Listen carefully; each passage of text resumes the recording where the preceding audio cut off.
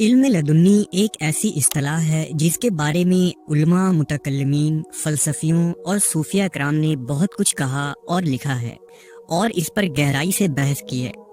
بعض کے نزدیک علم لدنی تمام علوم کا سر چشمہ ہے جو اللہ رب العزت کی طرف سے روحانی الہام سے عطا ہوتی ہے۔ یہ علم کتاب، مدرسے، کالج، مکتب، استاد، کسب، ریاضت اور مجاہدے سے حاصل نہیں ہوتا، بلکہ اس کا براہ راست تعلق اللہ کی منشا اور عطا سے ہے۔ حضرت امام غزالی نے لکھا ہے کہ اس علم کی قوت و برکت نے اسے علم کا خزانہ اور زیور کی حیثیت عطا کی ہے۔ اس علم کی اہمیت اس کی الہامی اور ربانی ہونے کی وجہ سے ہے، کیونکہ اللہ تبارک و تعالیٰ اس علم کے ذریعہ حجاب اٹھا دیتا ہے اور بندہ وہ تمام تر رازوں کو دیکھ سکتا ہے جو عام فہم نظریں نہیں دیکھ سکتی۔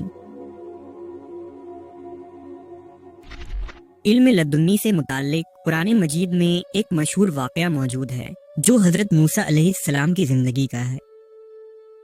ایک مرتبہ بنی اسرائیل نے حضرت موسیٰ علیہ السلام سے پوچھا کہ اے اللہ کے نبی، کیا اس روئے زمین پر آپ سے بھی بڑا کوئی عالم ہے؟ حضرت موسیٰ نے فرمایا، نہیں، میں سب سے زیادہ علم والا ہوں۔ لیکن اللہ کو حضرت موسیٰ کی یہ بات پسند نہیں آئی، لہذا حضرت موسیٰ پر وحی اتری کہ ہمارا ایک بندہ معجم البحرین کے مقام پر ہے جو آپ سے زیادہ علم رکھتا ہے۔ اس پر حضرت موسیٰ نے اللہ سے درخواست کی کہ انہیں اس شخص سے ملاقات کرنی ہے تاکہ انہیں جو غیر معمولی علم عطا ہوئی ہے حضرت موسیٰ بھی اسے سیکھیں۔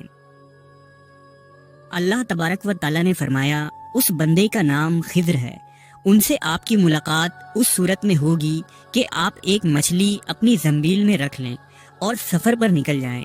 جس مقام پر بھی یہ مچھلی گم ہو جائے گی اسی مقام پر وہ شخص ملے گا۔ لہذا حضرت موسیٰ علیہ السلام نے ایسا ہی کیا اور اپنے ساتھی یوشع بن نون کے ساتھ حضرت خضر کی تلاش میں نکل پڑے۔ چلتے چلتے جب آپ علیہ السلام ایک سمندر کے ساحل پر پہنچے تو آرام کرنے کے لیے وہاں کچھ دیر لیٹ گئے اور آپ کو نیند آ گئی۔ اچانک وہ مچھلی ٹوکری سے نکل کر سمندر میں چلی گئی۔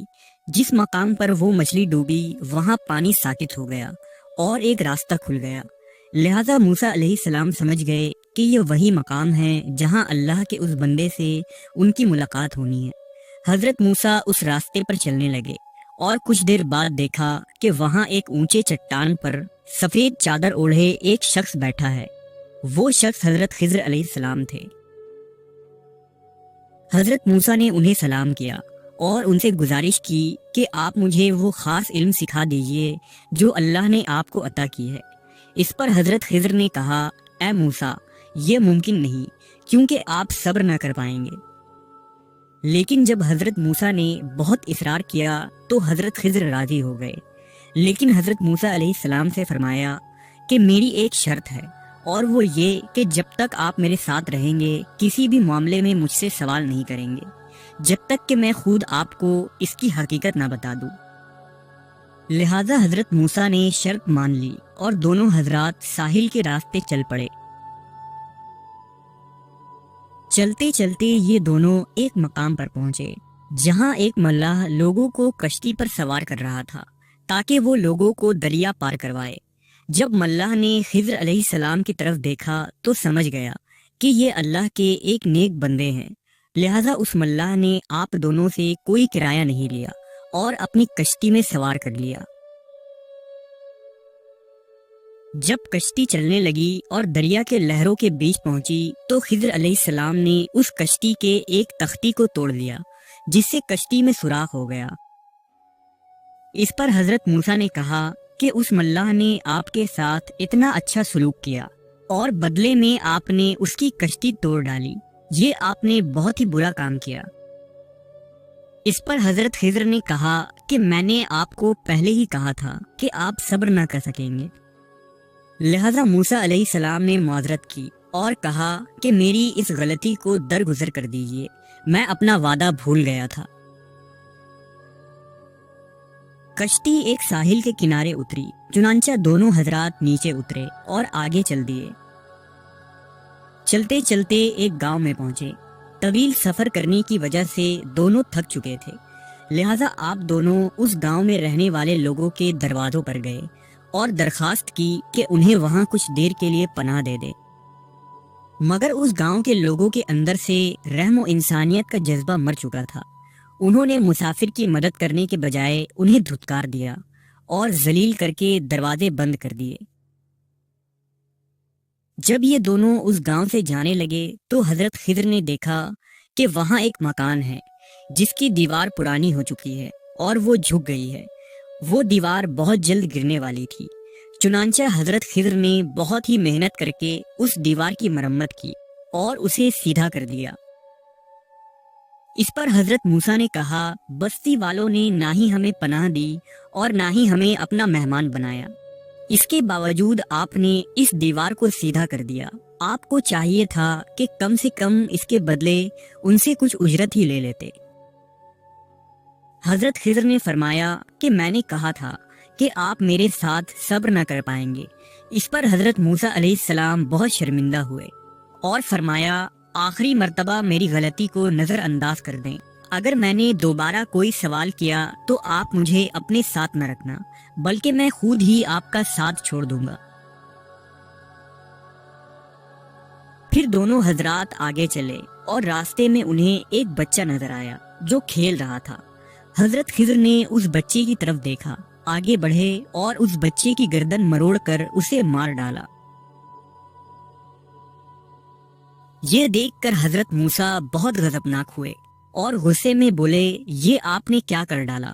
آپ نے ایک معصوم نفس کی جان لے لی۔ چنانچہ خضر علیہ السلام نے فرمایا، اب تمہارے اور میرے راستے الگ ہوتے ہیں۔ افسوس کہ تم سے صبر نہ ہو سکا، لیکن میں تم سے جدا ہونے سے پہلے ان کاموں کی وجہ بتا دیتا ہوں جو میں نے کیے۔ اس کشتی کو توڑنے کی وجہ یہ تھی کہ وہ ملاح اپنی کشتی لے کر ایک راستے سے گزرنے والا تھا جہاں ایک ظالم بادشاہ کی حکومت ہے، اور وہ ان راستوں سے گزرنے والی ہر کشتی کو ضبط کر لیتا ہے۔ لہٰذا جب وہ اس راستے سے گزریں گے تو اس ٹوٹی ہوئی کشتی کو دیکھ کر وہ بادشاہ ان کی کشتی کو ضبط نہیں کرے گا اور ان کی کشتی کو چھوڑ دے گا۔ اس طرح اس غریب ملاح کا روزگار بچ جائے گا۔ وہ دیوار جس کی میں نے مرمت کی، اس دیوار کے نیچے خزانہ دفن ہے جو 2 یتیم بچے کی وراثت ہے اور جسے ان کے باپ نے اس دیوار کے نیچے دفن کر دیا تھا۔ اگر وہ دیوار گر جاتی تو اس بستی کے لوگ وہ خزانہ لے لیتے، مگر اب وہ خزانہ محفوظ ہے، اور جب وہ یتیم بچے جوان ہوں گے تو وہ خزانہ انہیں مل جائے گا۔ رہی بات اس بچے کی جسے میں نے قتل کیا، تو وہ بڑا ہو کر ایک بدکار شخص بننے والا تھا جو کفر اور سرکشی کرتا اور اپنے ماں باپ کے لیے آفت بن جاتا۔ لہذا اللہ کے حکم سے میں نے اسے قتل کر دیا تاکہ اس کے ماں باپ اس کے فتنے سے محفوظ ہو جائیں، اور اب اللہ بدلے میں انہیں ایک نیک اور صالح اولاد سے نوازے گا۔ یہ سارے کام میں نے خود اپنی مرضی سے نہیں کیے، بلکہ یہ اللہ کا حکم تھا جس پر تم صبر نہ کر سکے۔ مفسرین نے لکھا ہے کہ اگر حضرت موسیٰ علیہ السلام صبر کر لیتے تو مزید ایسی ایسی چیزوں کو دیکھتے جس میں اللہ کی بے مثال حکمتیں پوشیدہ ہیں۔ دراصل یہی وہ علم لدنی تھا جسے اللہ نے خضر علیہ السلام کو عطا کیا تھا۔